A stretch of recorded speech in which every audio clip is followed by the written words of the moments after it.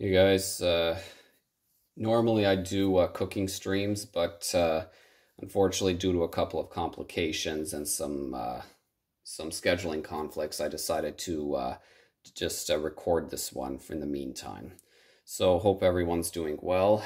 What I'm going to do is I'm going to show you guys how I make my tacos.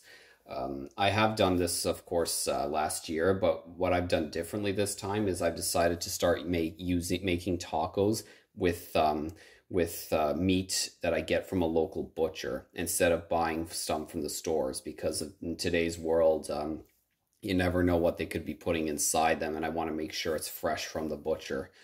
So let's get to it. So what I do is uh, compared to last year I was using a taco mix from Tesco, and that stuff has a lot of artificial ingredients. So what I'm going to be doing is I'm going to be making my own, and I'm going to be using and you only need five main herbs for this, or sorry, ingredients: onion powder, chili powder, oregano, um, cumin, and garlic powder, and of course some salt and pepper to season. Now, usually some people also put in water to slow down the cooking process, but I'm going to be putting in tomato sauce instead. And because that actually helps give it some extra flavor. Some people actually find that it actually dries up a bit, but I tend to actually like it more as I've done this before. So let's get to it. So let's start with doing the garlic granules. So the garlic, you do about 1 tablespoon's worth. Yep. And then same with with here it says onion salt. So you can use onion salt powder as long as it's in granules. That's what counts. So I do 1 tablespoon of the onion powder as well.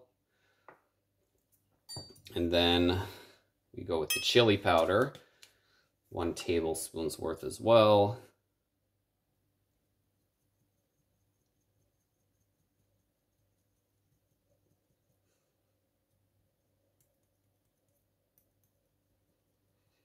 Yeah, this likes to be a little bit difficult sometimes. I'll just do it like that. Just put a little more. Yep, and that should be about that.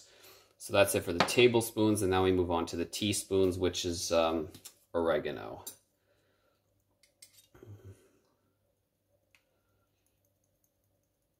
we go. And then last but not least, we have the cumin. The cumin is actually my favorite because that's what gives it the zesty flavor that most tacos and most taco meat has. There we go. All right, so that's all mixed together. Now I'm just going to put in the tomato sauce and just let it absorb accordingly. There we go. Voila.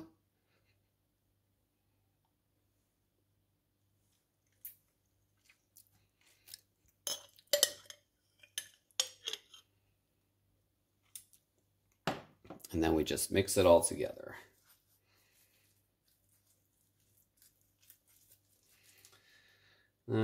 Spoon's too tough. Luckily, I washed my hands. I washed my nice perverted hands, so that's good. And up we go. We just mix it all together, let it soak and absorb.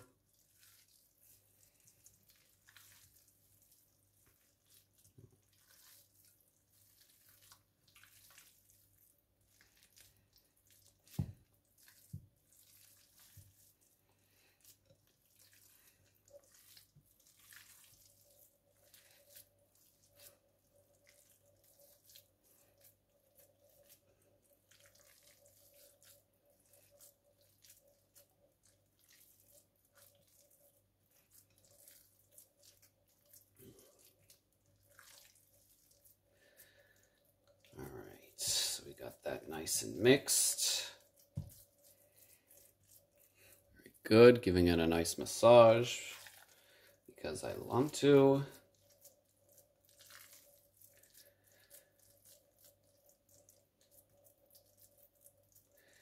All right, that's nice and mixed together. Now And now once that's all taken care of, we put everything in this frying pan. And of course, the frying pans I like to use are ceramic ones, because with aluminum ones, the heavy metal exposure actually can lead to early Alzheimer's. So let's put a little bit of oil in here.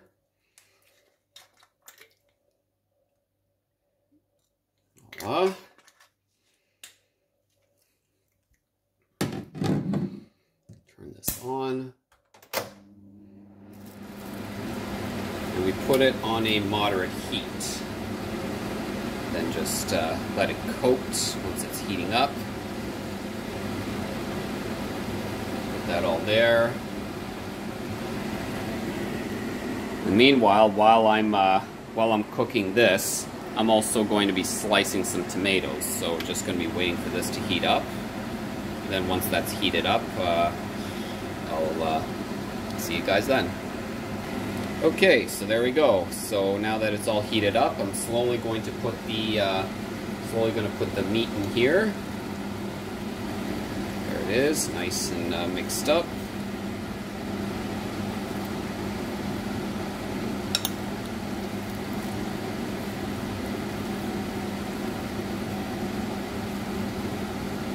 Make sure it's nice and coated. Then while this is all in here, I'm going to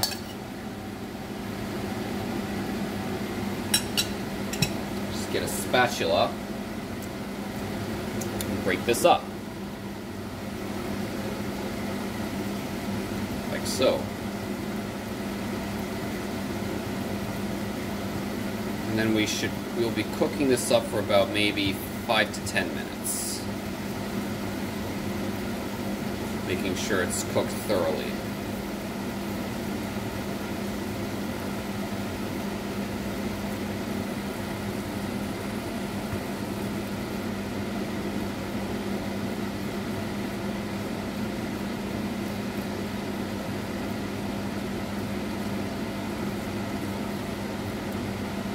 Just heat this up a little bit more. Meanwhile, I'll also add a little bit more olive oil.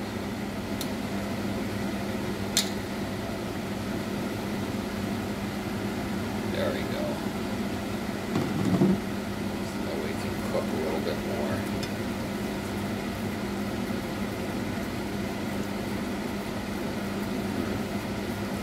Or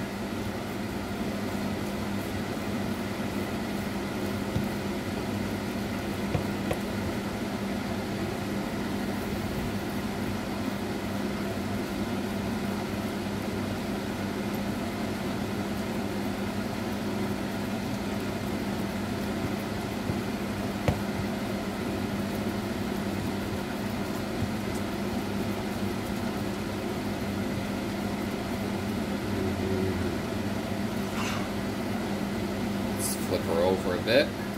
Okay, very good. Alright, very good.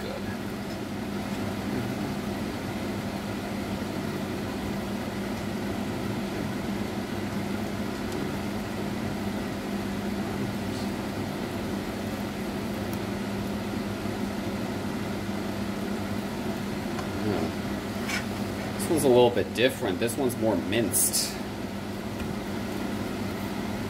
But I think the tomato sauce plays a role in that, which is actually better because then it's easier to break down and sort of easier to mix around.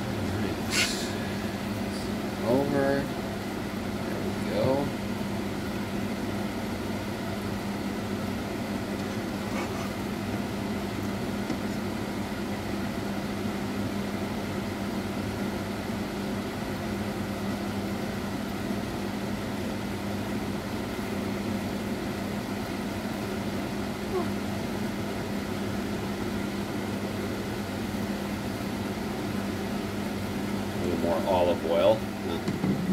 I think because this is a fresher one, and like it takes a little bit longer to cook. I don't know why it's taken so long. I think it's because of the frying pan as well.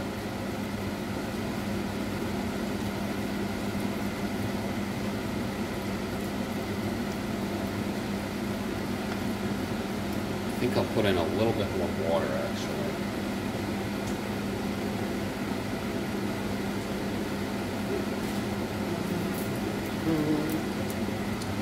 A little bit, just a little bit. There.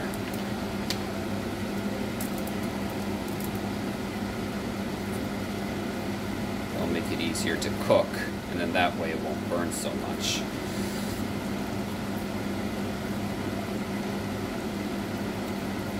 So we'll just let this cook like that until it becomes all browned out. Alright, so there we go. We're back, and there, as you can see, it's nice and minced up, and nice and brown too, just the way it's supposed to be. I actually like it this way because now, like when you mix the tomato sauce and then with the water, you don't have to worry about it. You don't have to worry about the frying pan getting burned. And the best thing about the frying pan not getting burned, especially a ceramic one, is that you don't have to worry about any heavy metal exposure. So we're just cooking that up. We'll just heat it down like this now, and then we're gonna slice some tomatoes, like so.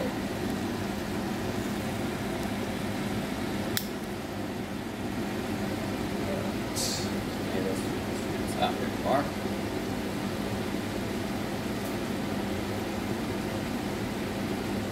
Now what I do before I slice tomatoes is normally the ideal thing would be to wash them in the sink. However, I have a preference of not wanting to wash them in the sink because of the toxic metals that are in the tap water. So what I do is, as I'm in Ireland, I tend to use a brand of spring water, bottled water called Volvic. This Volvic is actually, there are actually studies showing that Volvic is actually the best kind of water to drink, as it has a lot of benefits, a lot of vitamins, minerals that actually help detox your body from any sort of exposure that you have. So we have this right here, and right here. Now let's just take the water out, and then we cut it up like so.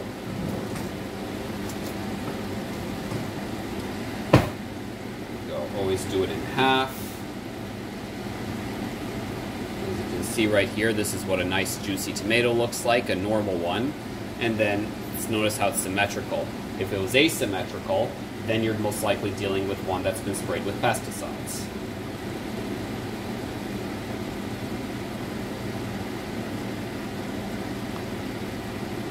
So I slice it like that, and then I slice it one more time like this.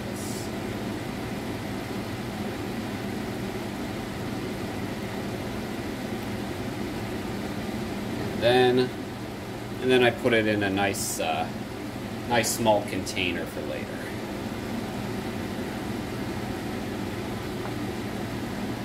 There we go. And then just repeat the process with the other two tomatoes. Making this kind of food in today's world, I decide to make sure that I buy everything locally, as I believe the term is actually called locavore. I avoid any fast food right now, and I make sure that I buy only the freshest fruit available. In fact, what I do is I actually go to a grocery store online. I order what I want, and then they deliver it for me. And the best thing is you can pay cash. And what I love about cash is that with cash, you don't have to worry about them tracking you, whereas with credit card, they can track you no matter what you do. And that, to me, is a massive red flag and a breach of privacy. All right, so see how the green tomatoes look like here? That's actually what you would expect from an extremely fresh tomato. That's the kind you want, nice and green. Of course, not all nice things can be green. Isn't that right, Gelf?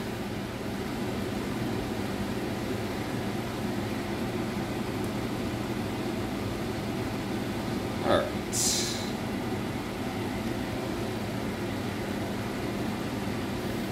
Just slice this one. That should be it.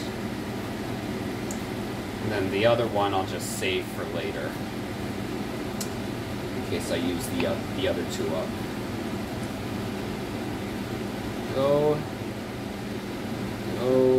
and there we go. Voila. It's nice and sliced. Be a nice, good topping for our tacos. Put it in there, and then put it on the table.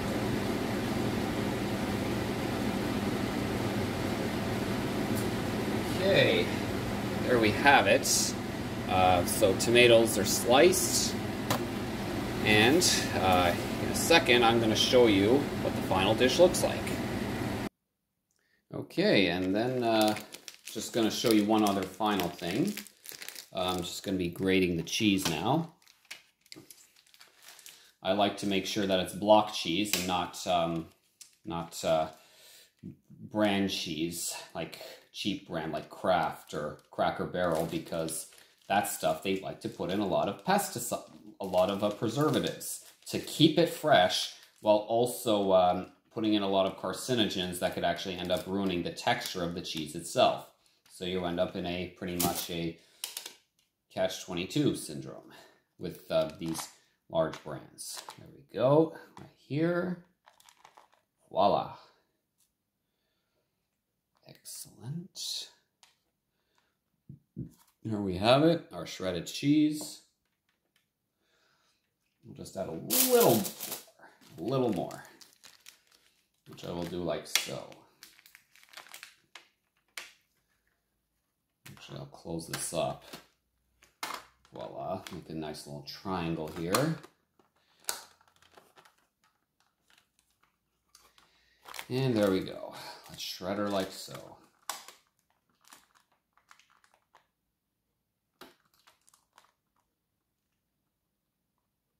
Voila, perfect. So we got that. And just one other thing.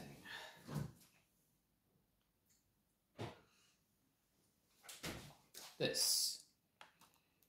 Okay, so there we have it, guys. This is usually how I eat my tacos. So, as you can see, I've got my mince right here, taco meat. I take some shredded Swiss cheese, Ballymello tomato relish instead of salsa, as that has preservatives, sour cream, spinach, and sliced tomatoes. So let's take a look here, and I'll show you how I assemble it.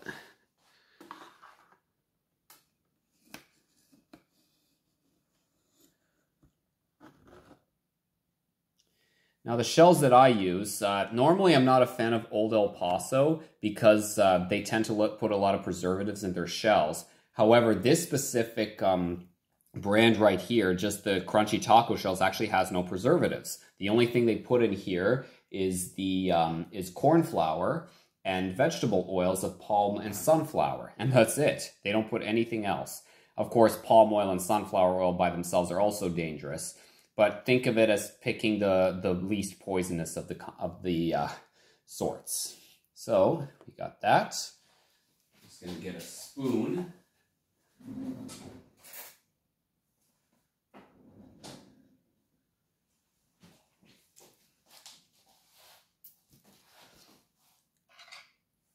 Voila. Fill it just like that. Got to get lots of that meat in there to fill up the taco. Usually, many women like it like that too. So, and then we take a bit of sour cream.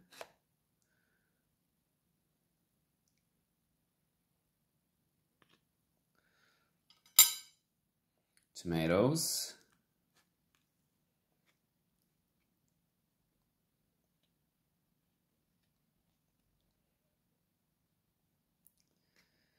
Some spinach.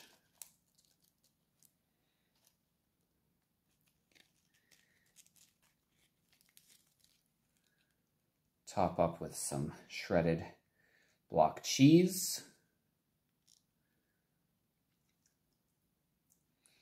And of course, last but not least, top it off with the tomato relish.